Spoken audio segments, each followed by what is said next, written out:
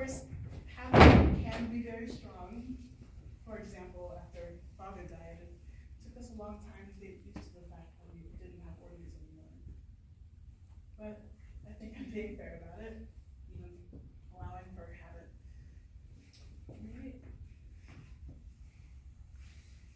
Maybe it's different in other places, but in this town, the most respectable, the best brought up, and the best educated people are in the military.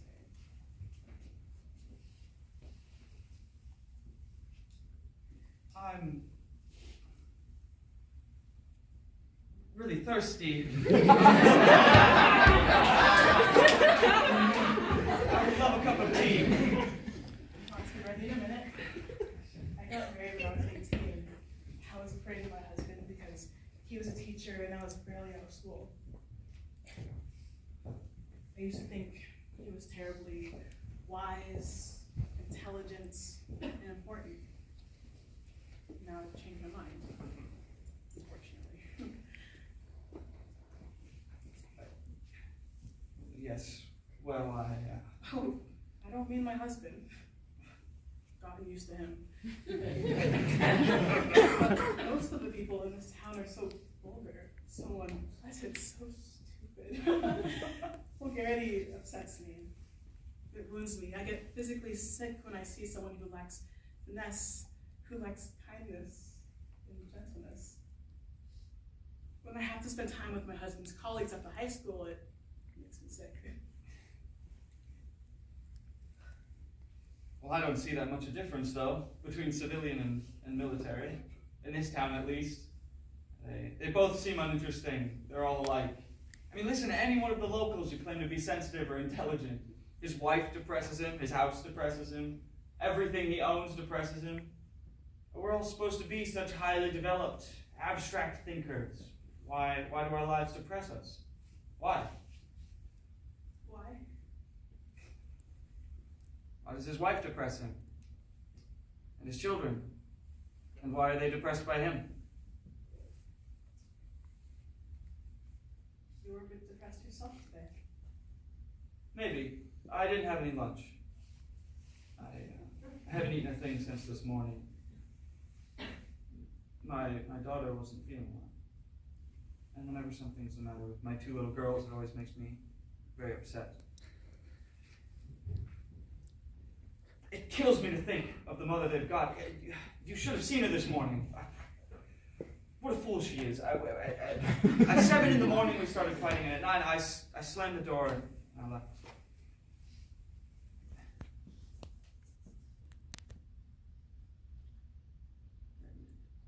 It's funny. I never talk about these things. You're the only one I complain about it to.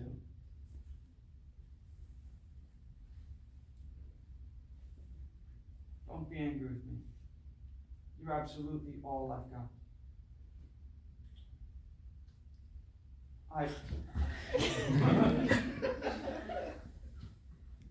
Listen to the noise in the chimney. Right before Father died, the wind made noise in the chimney.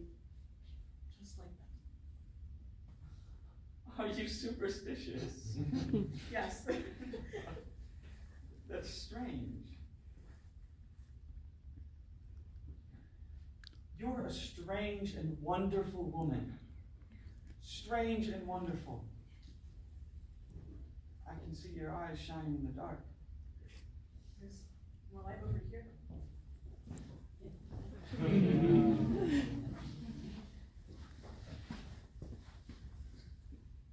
I love you. I love you. I love your eyes, the way you move. I dream about you, you strange, wonderful woman. When you talk to me that way, it makes me laugh somehow, even though it terrifies me. Don't say it again, please. No, go on, say it. Doesn't make any difference.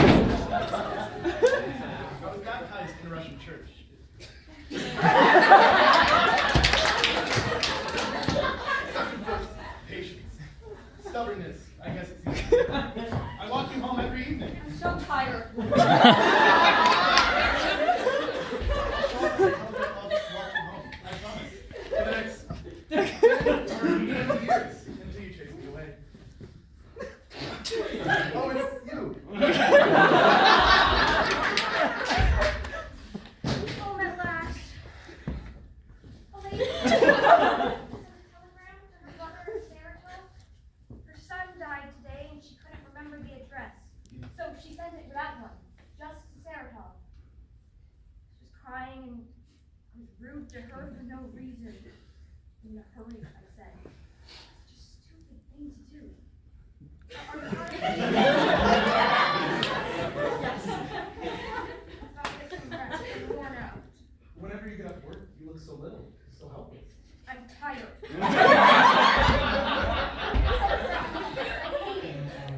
You've lost weight. It makes you look younger. Your face is like a boy's. That's because of the way she wears her hair. I've got to find another job. This one's all wrong for me. Whatever it was I was wanting or dreaming of, this is definitely not it. It's work, but there's no poetry in it, no meaning in it. The doctor's knocking. You knock there, will you? I haven't got the strength. I'm worn out. He'll be right up. Listen, we've got to do something. Last night, the doctor and Andre were playing cards at the club, and they lost. Again. Somebody said Andre lost 200 rubles. What can we do about it now? 2 weeks ago, he lost. In December, he lost. I wish he'd hurry up and lose everything. Then maybe we can get out of town. God, I dream about Moscow night after night. Sometimes I think I'm going absolutely crazy. We're moving in June. That means February, March, April, May, almost half a year. The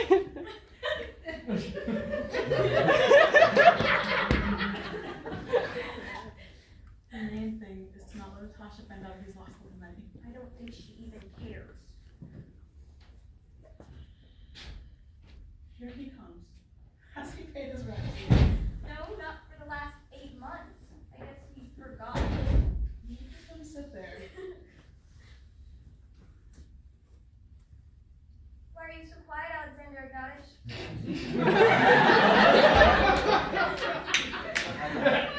I don't know.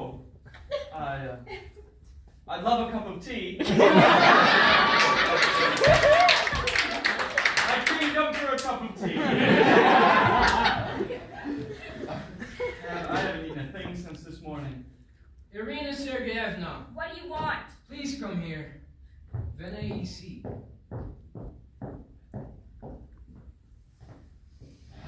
I can't do without you.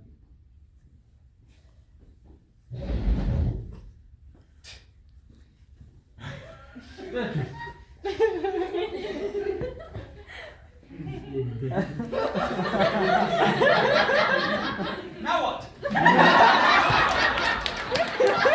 We're not going to have any tea, let's talk. All right, let's. What about? What about? Let's make things up. For instance, what will life be like in 200 or 300 years? Well, after we're gone, people will travel around in flying machines. They'll wear different style jackets. Maybe they'll discover a sixth sense and expand our perceptions. Their life won't change. It will still be the same as it's always been. It will still be hard and happy, mysterious.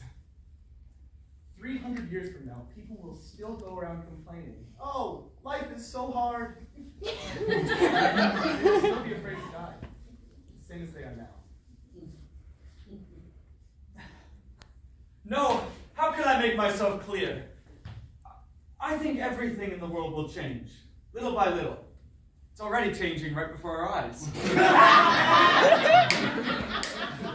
In 200 or 300 years, or 1,000 maybe, the number of years isn't so important, a new and happier life will begin. We'll never see it, of course, but we are working towards it. We work for it, we suffer for it, we create it, in fact. That's what the point of our lives is. That's what happiness is, I think. I don't know. I started laughing this morning and I've been laughing all day long.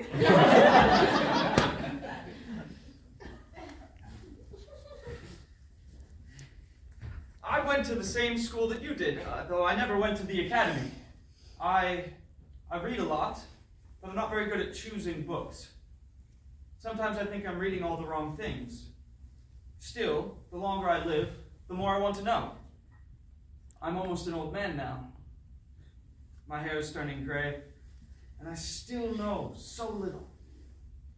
So little. But all the same, I think I do know the most important thing, the only real thing, and I want to convince you of it too, that happiness doesn't exist as yet. It never will for us, and that's all right. That's as it should be. Happiness isn't for us, it's for our descendants. That's right. It's not for me. It's for my distant descendants. You say that we can't even dream of happiness. But what if I were to tell you that I am happy already? You're not. We're on opposite sides of the fence. Now, how am I going to convince you? Go ahead and laugh. In not just 2 or 300, but even 1,000,000 years, life will still be the same as it's always been. It doesn't change. It stays the same. It has its own laws, which are none of your business. Or at least you'll never understand what they are. Birds that migrate, cranes for instance, just fly and fly. No matter what thoughts they might be thinking, great thoughts or small thoughts. They fly, they will always fly, without knowing where or why. No matter what great philosophers may arise among them. They can talk about philosophy if they want. They can never stop flying. But there has to be some meaning in it. Meaning. Look out the window. It's snowing. Is there any meaning in that?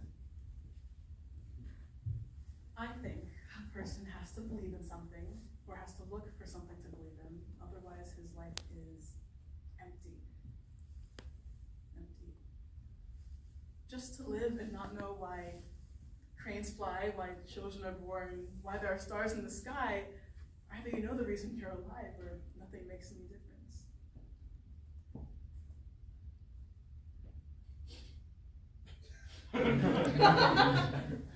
Still, it's too bad youth doesn't last. Well, you know what Gogol said. Ladies and gentlemen, life is a bore. And I say, ladies and gentlemen, arguing is a bore. With you anyways.